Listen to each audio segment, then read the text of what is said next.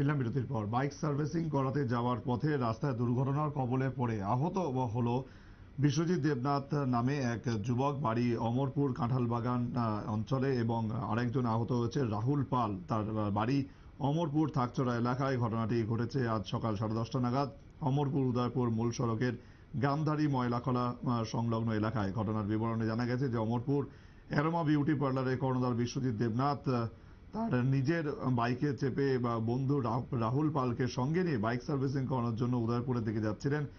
অমরপুর উদয়পুর সড়কের গান্ধারী ময়লাখলা সংলগ্ন এলাকায় অপর দিক থেকে আসা একটি ট্রাকের সাথে তাদের বাইকটির মুখোমুখি সংঘর্ষ হয়। এতেই দুজনে বাইক থেকে ছিটকে পড়ে গুরুতর আহত হন। তাদেরকে উদ্ধার করে অমরপুর মহকুমা হাসপাতালে নিয়ে যাওয়া হয়, পরে তাদেরকে জিবি হাসপাতালে রেফার করা হয়।